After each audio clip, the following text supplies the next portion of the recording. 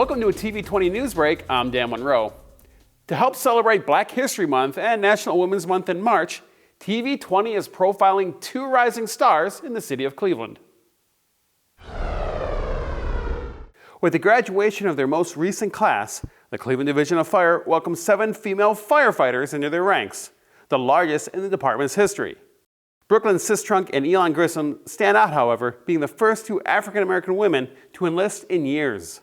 I was born and raised in Cleveland, Ohio. I went to John Hay High School.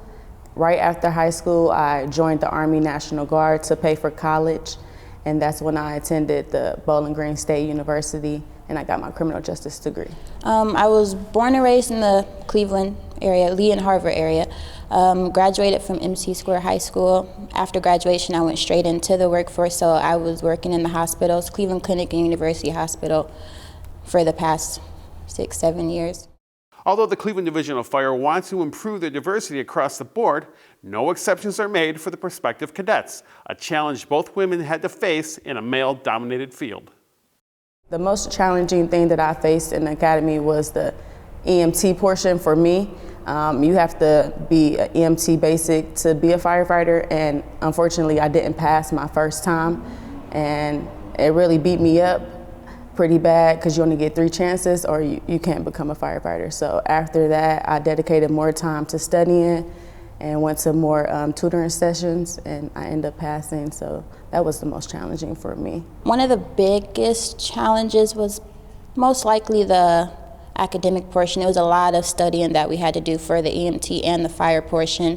Especially for the fire portion, since I had no background, it really kind of felt like I was starting from square one. So I had to do a lot of studying on my own, and especially when it came to just memorizing, understanding the different concepts of what happens with fire, what you have to look out for, what you have to be aware of. So that was one of the biggest challenges for me. Despite the challenges they had to overcome, both women successfully made their way through the fire academy.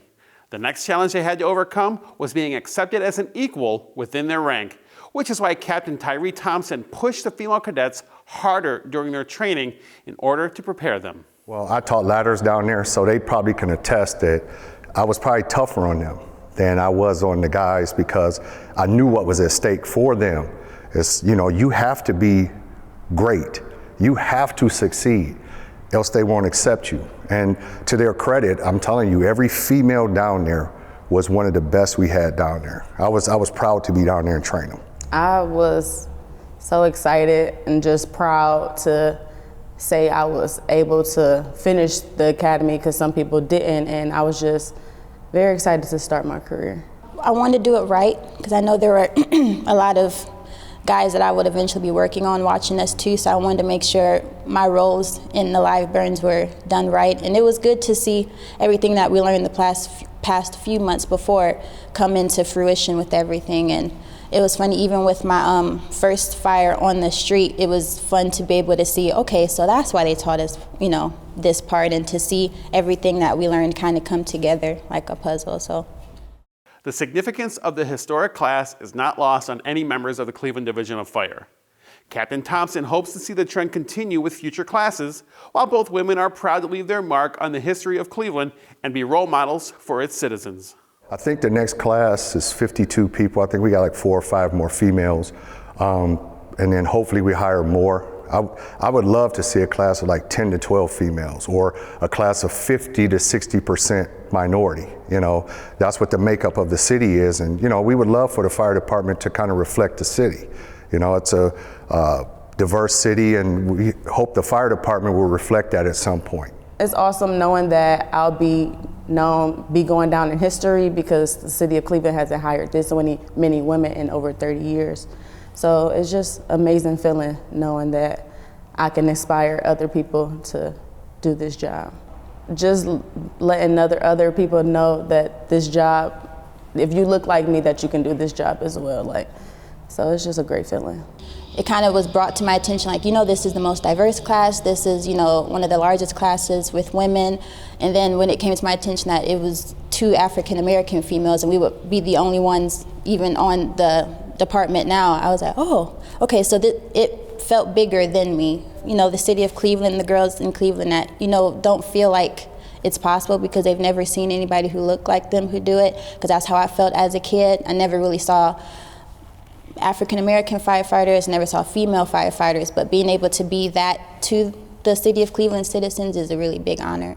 Firefighters Sistrunk and Grissom each had their own words of wisdom to share with those interested in becoming a part of the Cleveland Division of Fire. Don't let you get in the way of your dreams. That was kind of one of my bigger challenges. You can't tell yourself that you can't do it until you try it. There were a lot of things I never thought I would be able to do that I did, and I was able to succeed. So that voice in your head that's telling you, I can't do this, just shut it out now and keep striving toward what you want to do, because you'll surprise yourself in the end. So I say go for it.